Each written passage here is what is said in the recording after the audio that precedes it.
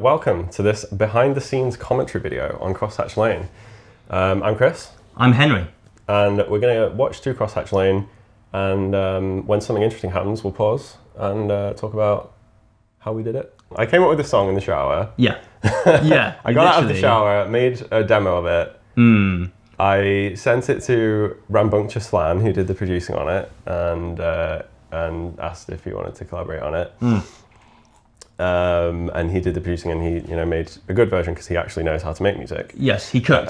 Yeah, he could. And then and then I came to you and said, "Do you want to make a video?" And then we did. What we decided to do was try and mix live action and animation and do something, which was in that space. Awesome, because I wanted to do that because I really wanted to kind of bring those worlds together. It was going to be Twilight Zone at one point originally, I think. Yeah. We were thinking that's why it's black and white, and that's why I'm wearing a suit. Because we had watched a bunch of Twilight Zone recently. And we're like, that guy slaps at the beginning when he just his Twilight Zone Yeah, stuff. well, I was going to think of doing a Rod Serling intro at the start. I was going to come in and be like, there's a street called Crosshatch Lane, and there's something going on there. But which is good. That was where it started from. Yeah. And then I'm pretty sure you came up with the dollhouse idea. Yeah, I was like, because we were Royd, you were Royd, and then I was like, I should be Royd too about that. The fact that it's just going to be you standing there and animations, and what is the relationship? How do those two things kind of marry? Yeah. And I was like, we need something physical for you to actually interact with. So yeah, the really tricky thing about shooting this is that we shot it in this. Oh my god, we shot in this room. We shot in this exact room. That was actually planned. That worked out really good, actually. We shot in this exact room, which is not the biggest room in the world. It's not super easy to make a person look bright without making the walls around them also look bright. Especially when the walls are very, they catch light quite a lot. So did you have to remove the background on this, or? No.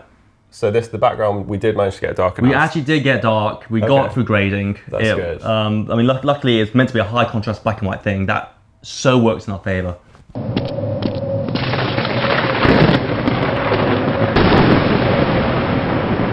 The problem was we needed to film up at you.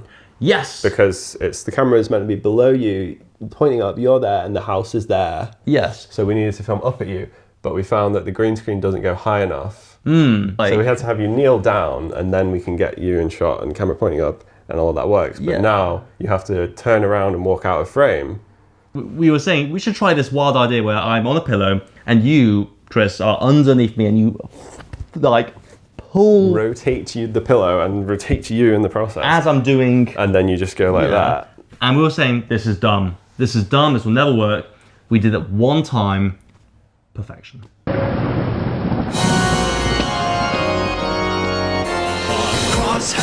So on this one, we did have to remove the background. We did. This was the trickiest one because you could see the wall, and you could see. Is it in camera? This crease in the wall, it's comes out of it, and that just crease. It just shows up on camera. It just looks weird. The crease was the hardest bit. If we had a flat wall, you wouldn't even register it. It would just look kind of grey. Yeah, that's it. But a weird line.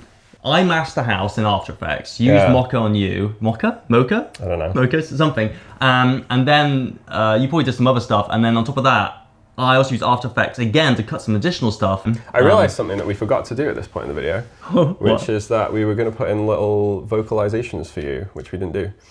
Oh. We were going to, in the intro, you would turn up and see the house and be like, huh?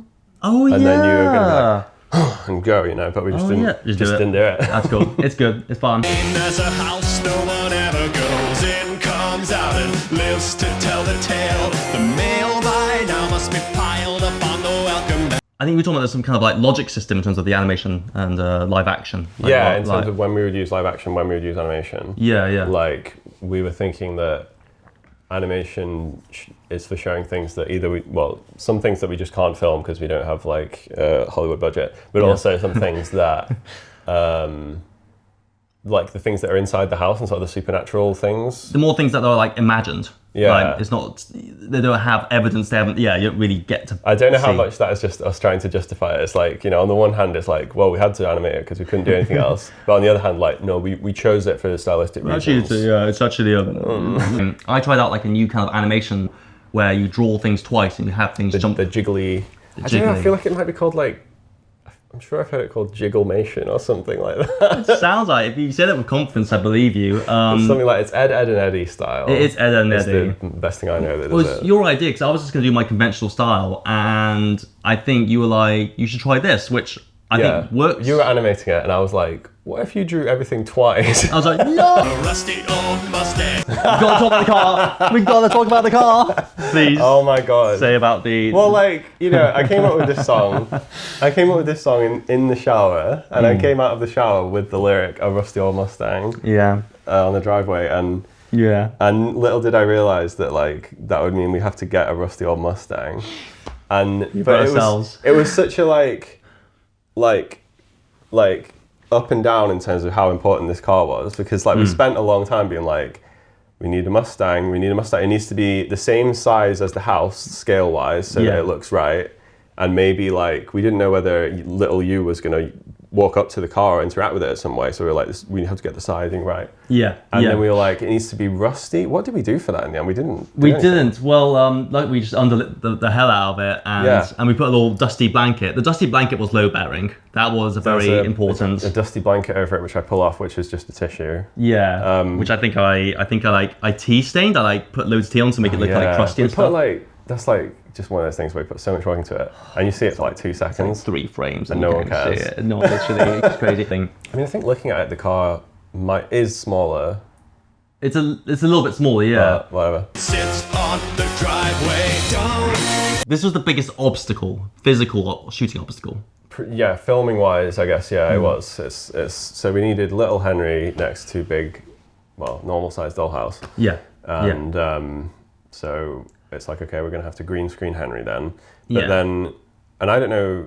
Well, yeah, I'd never encountered this particular challenge before. But we need to work out filming the dollhouse from one angle and then filming Henry from the exact same angle, but multiplied by whatever the scale is of the house. Say if it's 1 meter away, now it's 12 meters away. If it's 2 meters higher than me looking down, guess what? That's now times by 12. It's 24 meters. It gets out of hand so quickly. Yeah. So we had to sort of work backwards. We had to figure out, well, what can we do at human scale? And then that's just going to have to be our limitation on what we can do at dollhouse scale. And what we ended up doing was using a little terrace on the side of this house where you can kind of, there's like I don't know what you call it. There's a word for it. I'm going to say a terrace, yeah. It's a terrace that looks... a little outdoor area on top of a bit of the house, and you can get on there and look down. But for that to work, we have to stand out on a kind of like a side road that goes past like an house. alley. So it's kind of an alley. So every time you see Henry in the film from this angle, you're actually standing on a sort of a public road, a very small alley that cars do use, and we've set up a green screen and lights around you. And we do it at night, so no one's driving past. We have to do it at night because the lighting has to be night. Yeah, so then, lights come out the windows, we've got wires come out the windows of my house so that we can like light it on the road. You told the neighbours we're going to be doing this. Yeah, I was like, when you look out the window, you're going to see a really dumb man do some really dumb things. I'm so sorry. And then we had to just hope that no cars randomly turned up, and I don't think they did. I think we're fine. Go in that house so you'll see things that you won't even live to regret.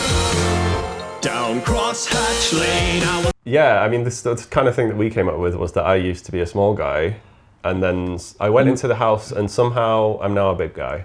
Really? Maybe the house killed me, and I'm appearing to him as a huge ghost. Maybe it's that. I hope you have the good theories. Post your theories in the comments. walking at 11 p.m. Saw my neighbors standing in a line. Their faces were blank as they knocked upon the door and walked. Anytime you see the door move, I mean, this one was okay actually. Oh yeah, the door. Yeah, this one's alright actually because usually you're out of frame with a finger and you just kind of like you slammed it shut. We had to have the door open without anything opening it. Yeah. So I think you slammed it shut and all I did was reverse it and then I can mix animation.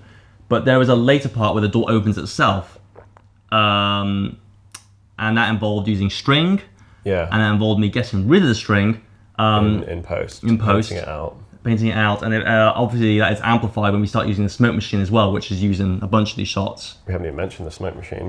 We got a smoke machine for this because that is what's... I don't think I knew this until I got experience with smoke machines, but like that is how you get that effect of kind of like bit of a halo, weird like smoky white lights kind of situation. There's a really nice name for it, which I you can edit in me saying afterwards because I can't remember. It's like it gives shape to lights. It's is that what you're talking about? The whole God rays almost. Volumetric light. Volumetric lights, very fancy. God rays also like Yeah, that's how you get those. So we got a smoke machine. Yeah, but it gives too much shape to it. But that makes it more difficult to do things like removing items from the frame because now there's smoke everywhere and it's going to look weird. Also, that's what actually brings the wall light up a lot. I think that's why we struggled with the original house shot where you come round for the first time. Yeah, the smoke just kind of spreads light everywhere. Yeah. Which it causes a whole lot of so it makes it much harder. So smoke, you love to hate, you hate to love it, but you love to hate it or something. There's pros and cons. Now I haven't seen them for a week, but We got to film it and we were like, oh wait, how am I going to have a little tiny phone? What have we got around that we can use? We didn't think about that. And you're like, I've got some biscuits. So we just cut a corner off a biscuit and I'm just holding. Yeah. And you can just about see like a bit of knobbliness to the right of it. There's a little bit of a knobbly. That gives away to me that it's a biscuit. Yeah, daytime blocking all the light out. Oh yeah, we had to black out all the windows with tin foil. Yeah, we used tin foil and your water living room sticks. just had tin foil over the windows for a while. Yeah. This is some real Hollywood stuff that we're doing here. call the police. Believe me, I've tried, but they won't respond to calls on Crosshatch Lane. Through the window. That transition is inspired by Once in a Lifetime by Talking Heads. We called it. Oh yes, it was. We said that I'm David burning out of the shot, and you're David burning into the shot. But I think that was another thing where we were filming. It was like, oh, how are we going to transition here? What do we do? And I was just like, well, just do that. I can see the screens in the garden. I can hear their faces. If I want the house to let This is your big part of the video where you had to animate a whole bunch of stuff. Yeah, again, it was inspired by the intro to the Twilight Zone, where it's like things flying. Yeah. All that. We knew kind of roughly what it was going to be. You were going to be seeing something scary, and then something scary, and then the house gets built around you. Yes, was the idea. We blocked it. We blocked my reactions, and we had like an intent to it. But finding out exactly in what manner, what visually that would be, was still a question. How to make it clean, how to make it all fit together, and then work my blocking. And it's like it was quite particular.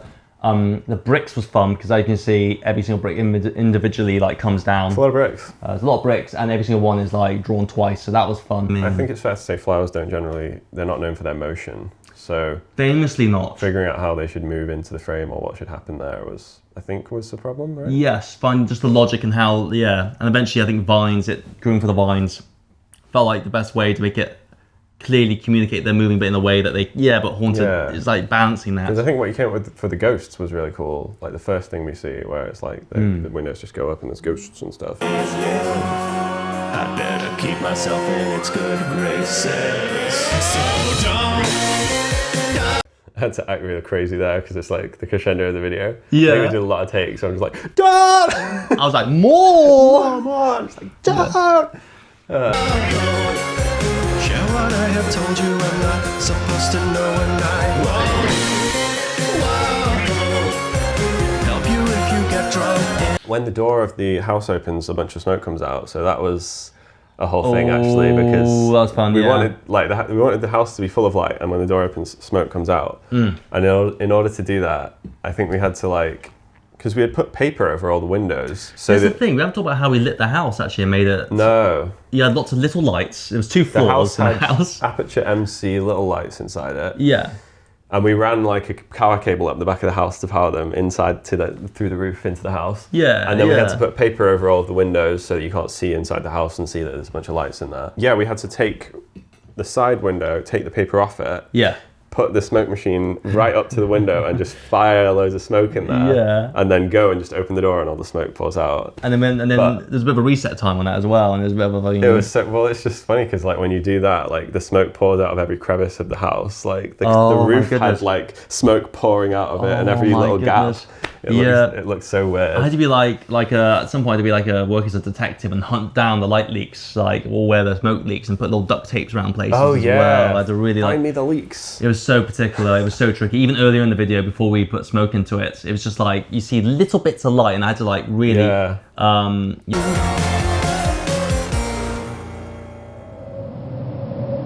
There's 5 or 10 seconds before the song starts. Yeah. There was a question about what the sound would be in those parts, like what kind of sound would you hear, and I, for some reason, was just like, well, I'm just going to use sound effects from Half-Life 1, the video game. So that's what we did. So all the sound effects in the beginning, and then it comes back when you see the credits. It's like a Half-Life ambience sound. Yeah, which I really liked in the end. I think what I enjoyed and what I kind of figured out by making this with you is just finding that kind of like tone of like it's spooky, but it's kind of goofy, but like it's like bringing, because we made lots of goofy stuff together, but I went and made it more poetic, depressing as hell.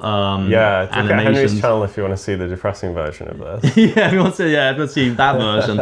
And you've made this other short film which we worked on, which is a very goofy comedy. Yeah, which is going to be released on YouTube just after this video, I think. Yes. In a few days. Do we dropping a name?